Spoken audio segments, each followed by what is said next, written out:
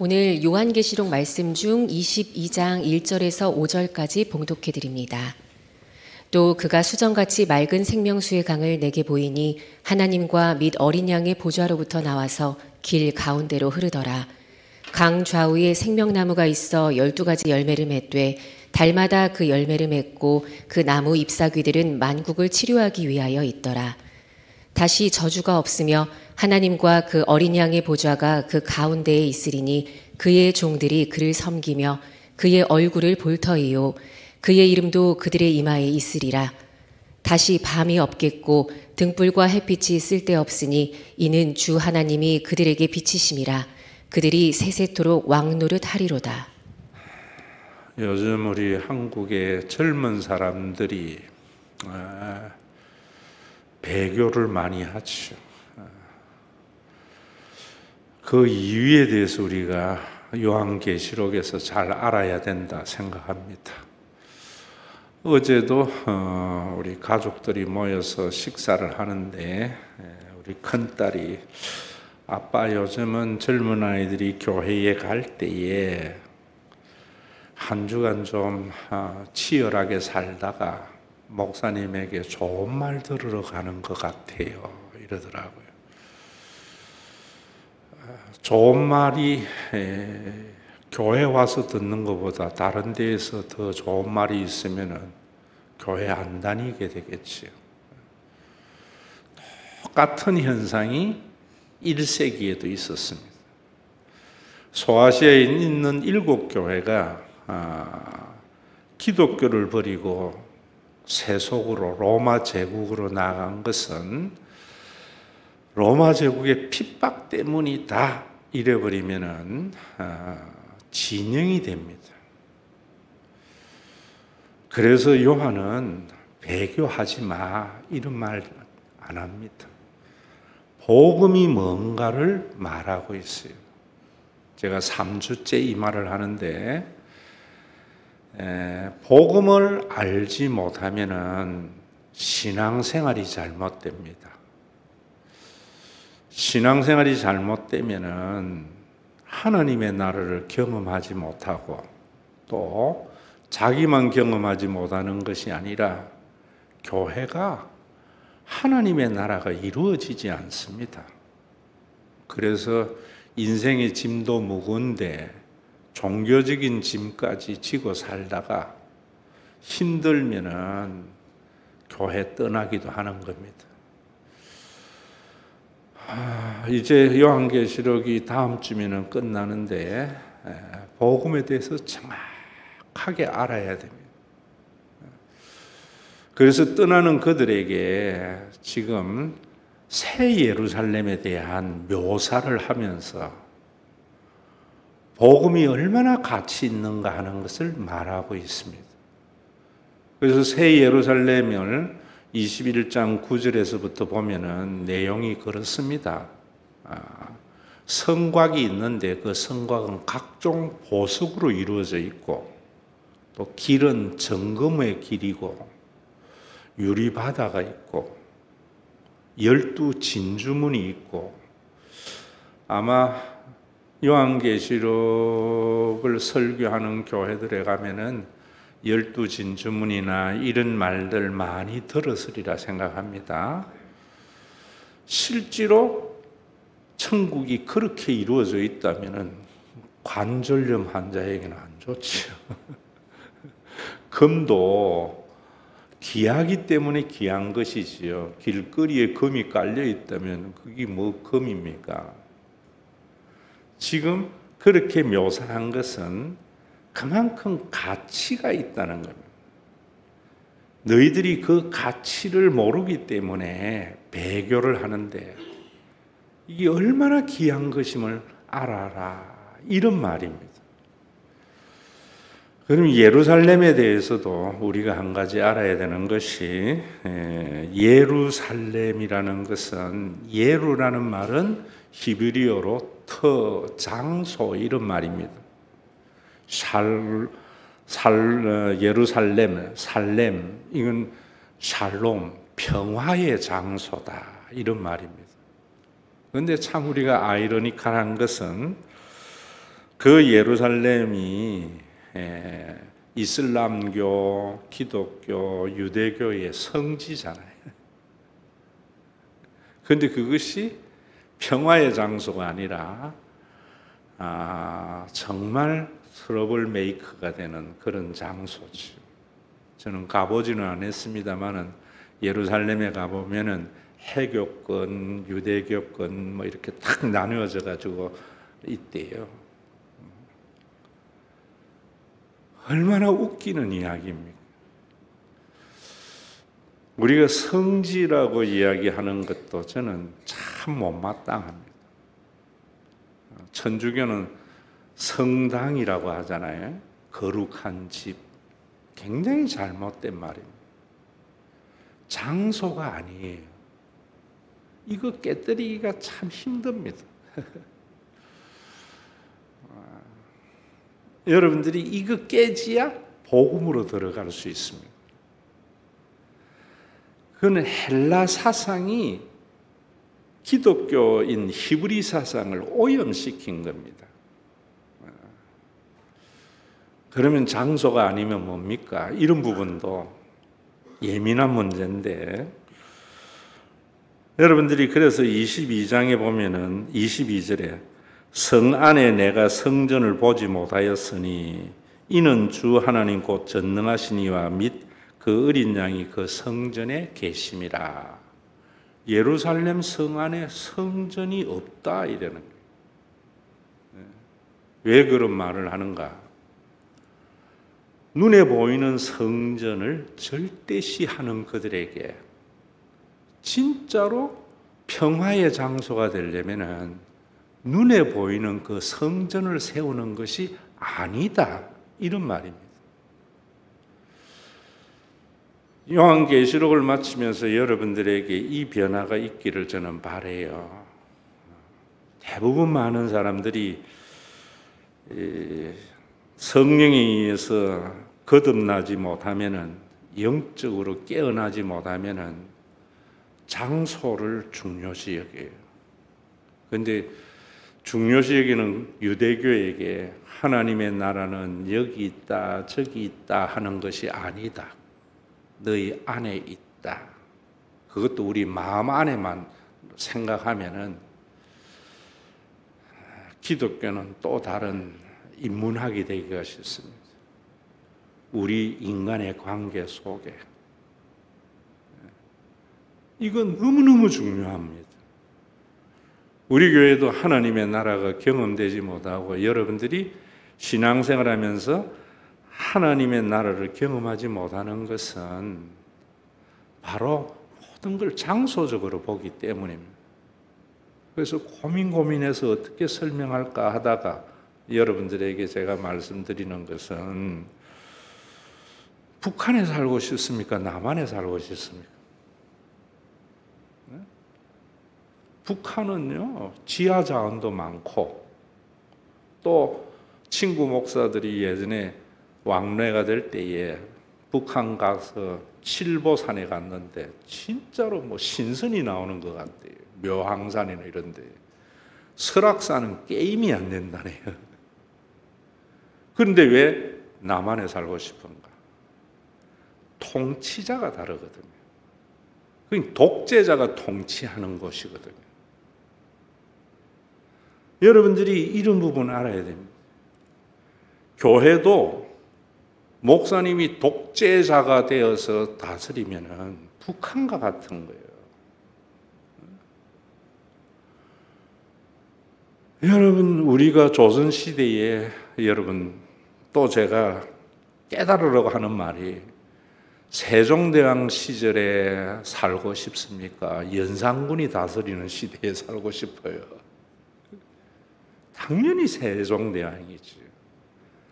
통치자가 누구냐 하는 것이 너무너무 중요합니다. 앞으로 뭐 4월 총선도 있습니다만 대통령을 뽑거나 이럴 때에 능력 있는 사람 뽑으려 하지 마세요. 섬기는 자 뽑으려고 해요. 그래야 하나님의 나라가 이루어집니다. 제가 원로로 추대되어지고 담임이 새로 세워질 때에도 능력 있는 목사 세우려 하지 마세요. 그러면은 전제 정치가 나옵니다. 종으로서 섬기려고 하는 것. 복음은 뭐냐면 하나님이 너희에 군림하는 하나님이 아니라는 말입니다. 너희에게 종노릇 해주는 왕이신 하나님. 이게 기쁜 소식이란 말입니다. 이 변화가 설교는 들어도 또 투표하고 뭐 할 때에는 꼭 또 능력 있는 거예요. 왜? 그만큼 세속의 가치가 우리를 지배하고 있다 이 말입니다. 우리 교회만큼이라도 여러분들이 어느 장소가 아니라 예루살렘 성 안에 성전이 없다고 그래요. 눈에 보이는 성전이. 성전은 하나님의 거처지고 그 성전은 하나님과 인간의 관계가 화해되는 곳이. 어떻게 화해되는가? 왕이 종노릇 할 때. 이거는요, 이 가치는 거듭나야 알게 되는 거예요. 그래서 성경에도 읽어보면은 요한복음에서 이래 말하잖아요. 너희가 성경에서 영생을 얻을 줄 생각하고 유대교에게 하는 말입니다. 그래서 여기 성경은 구약을 말해요. 너희가 구약을 왜 읽는가, 연구하는가? 영생을 얻으려고. 근데 이 영생도 영원히 사는 삶이라고 생각하면 한글로 이해한 거라 그랬지요. 근데 우리 한국에는 성경 왜 읽는가? 높아지려고. 왕 되려고 읽는 사람이 너무 많아요. 영생은 제가 빌립보서에서 말했지. 하나님의 존재의 양태, 영원한 존재의 양태. 인간은 유한한 존재이거든요. 유한한 존재는 테이크하는 모든 행위가 테이크예요. 영원하신 하나님은 기부하는 것을 말하고 있어요. 왜? 빌립보 교회가 변질됐거든요. 그래서 너희들이 하나님과 같이 나누며 주면서 살려고 성경을 읽는데 그 다음에 뭐라는가 하면 이 성경 구약이 나에게 대하여 정언하는 것이다. 예수님에 대하여 정언하는 것을 모르기 때문에 유대교는 능력 있는 자를 뽑아서 강력한 나라를 이루는 것이 복이라고 생각하는 그들에게 구약의 모든 성경이 나에게 대한 말씀이라는 것은 무슨 말이냐 하면 예수님을 통하여 계시되는 하나님에 관한 말씀이라는 거예요. 너희가 구약을 보면서 하나님을 오해했다는 거예요. 그래서 유대교가 하나님의 나라가 이루어지지 않는다는 거예요. 그래서 너희들이 예수를 믿으면서도 평안이 없다는 거예요. 그래서 요한복음 17장 3절에는 영생은 곧 유일하신 참 하나님과 그의 보내신 자 예수 그리스도를 아는 것이다 이랬는데 이 말은 뭐냐면 하나님을 어떻게 알아야 되는가 하면은 예수 그리스도를 통해서 알아야 된다는 거예요. 예수 그리스도를 통해서 아는 것이 뭔가? 예수님은 그리스도로서 십자가에 죽으셨잖아요. 그 십자가에 죽으심은 그 행위는 빌립보서에서 인간이 하는 행위가 아니라는 거예요. 영원한 존재만이 하는 행위라는 거예요. 그래서 그 십자가에는 아무런 가치가 없는 자에게 어떠한 대가도 바라지 않고 자신의 모든 것을 내어주신 하나님의 행위가 십자가에서 드러났다. 고린도전서 1장에서 말하는 거예요.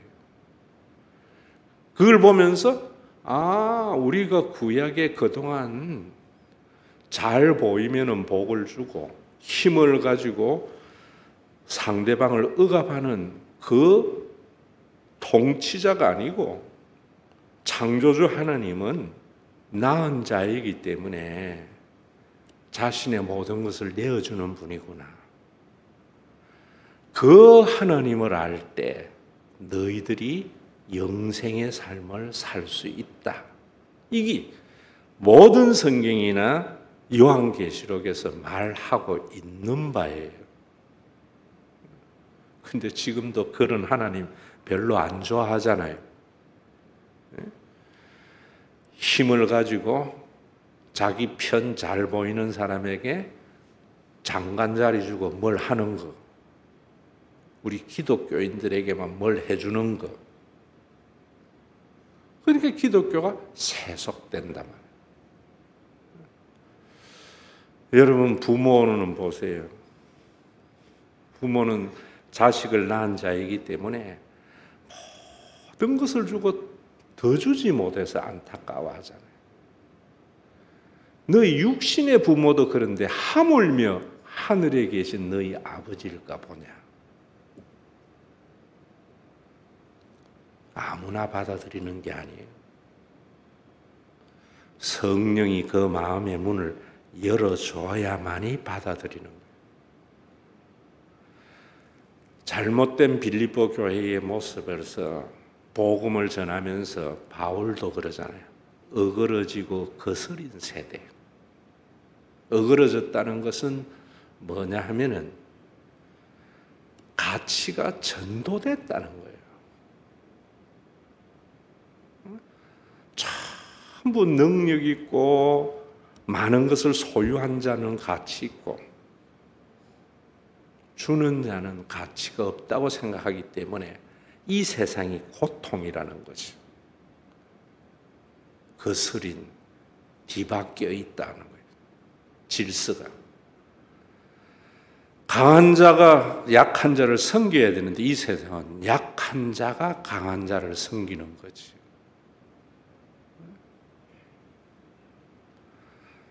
여러분, 이 요한계시록을 마치면서 여러분들이 이 눈이 열려지기를 바라요. 교회에 와도 뭐 우리 교회의 장로님은 뭐 무슨 장관이다 뭐다 참 뭐 지옥에 속해 있다는 것을 자랑하는 이야기죠. 진짜 가치 있는 것은요, 주는 자 속에 있어요. 이순신이 왜 유명합니까? 나라 때문에 높은 공신, 높은 자리에 올라간 게 아니라 백성들을 위해서 자기 생명까지 줬기 때문에 역사 속에서 가치 있는 인물이라고. 여러분들이 역사에서만 아니라 오늘의 삶 속에서도 그 가치관을 가지고 봐야 돼요. 한 우리 교회 17년 설교하니까 이제 이렇게 변화된 사람이 조금씩 나와요. 참 그래서 요즘 보람을 느껴요. 알면 죽는다고 이제 보람 느끼면 끝나는 것 같아요. 여러분, 이런 거 도전받으라고 하는 거예요. 저 지난주도 1,000만 원을 헌금을 했더라고. 돈 있는 사람이 한 거 아니에요. 제가 볼 때는 우리 교회에서 중하에 있는 분이에요. 자녀는 우리가 주는 국민연금 혜택 받고 있어요. 아마 내가 볼 때에는 어렵게 아파트 분양받아가 팔아가지고 아마 또 다른 데 이사 가면서 전세로 갔다 하더라고. 그때 한번 분양받은 것보다 1억 더 받은 거 11조 한 것 같아. 그래서 내가 재정부 보고 일반 재정에 넣지 말고 비전 헌금에 넣으세요. 우리 교회는 일반 재정은 한 달 살면 까딱까딱해요. 비전은 자꾸만 올라가요.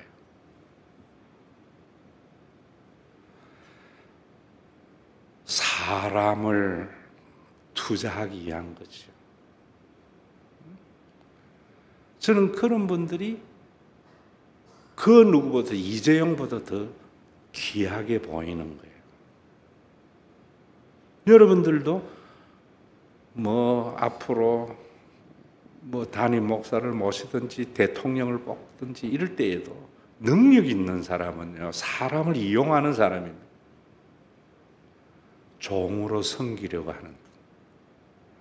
여러분들 아버지 엄마가 자식의 종노릇 해주잖아요. 이번 명절에도 음식 부처가 자기 먹으려고 합니까? 전부 자녀에게 먹이려고 하잖아요. 그게 얼마나 귀한가 하는 것을 철들어야 알듯이 성령 받아야 알게 되는 것이요. 그래서 엉망진창한 고린도 교회를 향하여 바울은 하나님의 나라는 사람이 가히 이르지 못할 것이다. 이 땅의 어떤 것에도 설명할 수 없다는 거예요. 그러면서 내가 자랑하는 것은 나의 약한 것을 자랑한다. 국회의원 뽑을 때 이력 좋은 사람 뽑지 마세요. 약한 것을 자랑한다. 바울은 그랬어요. 그래서 교회가 세워지면은 어떤 변화가 있는가? 그런 사람이 천국의 생명책에 기록이 되는데요. 저는 교회가 정말 그런 교회가 세워지면은요, 거듭난 사람은 모든 것을 상대화해요.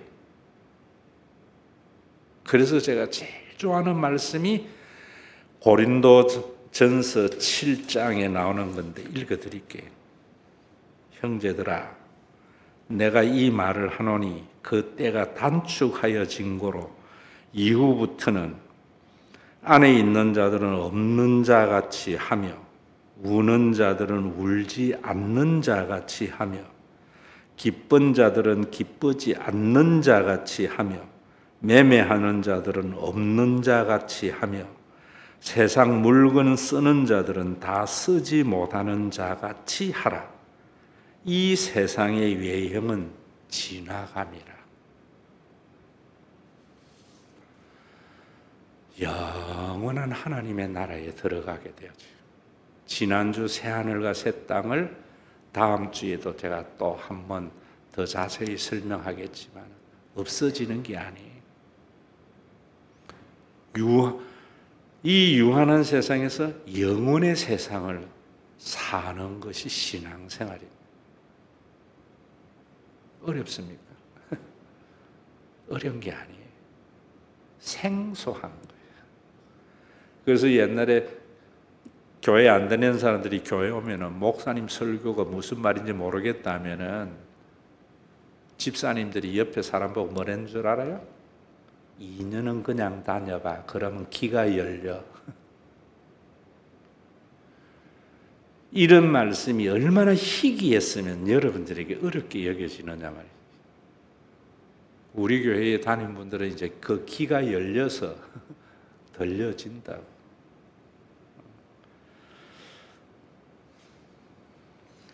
오늘도 제가 복받아 줄게요. 이 말의 의미를 잘 알아야 되고요. 하나님 진짜 만난 사람은요, 금보다도 주님이 더 귀하게 여겨져요. 제가 말하잖아요. 철드는 사람은 부모의 가치를 진짜 알게 되면은요, 스마트폰 최신식 게임기가 별로 가치가 없게 여겨져요. 상대화가 일어나요. 옛날에는 그거 안 사주는 엄마가 원망스러웠는데 그거 없으면은 기 안 죽겠나 친구들에게. 아이고, 나는 엄마가 있는데 뭐. 여러분들이 이 땅에서 우리 또 안순식 지사님이 또 퇴직했다는 내가 걱정이 되는데 목사님은 아직 실업급여 9달 받으니까 걱정하지 말라고 위로해 주던데, 상대화. 있어도 없는 것 같고 없어도 기죽을 것도 없고 금보다 주님이 귀한 걸 아는 사람, 그 영적인 눈이 열려지는 귀한 주일이 되기를 주의 이름으로 축원합니다.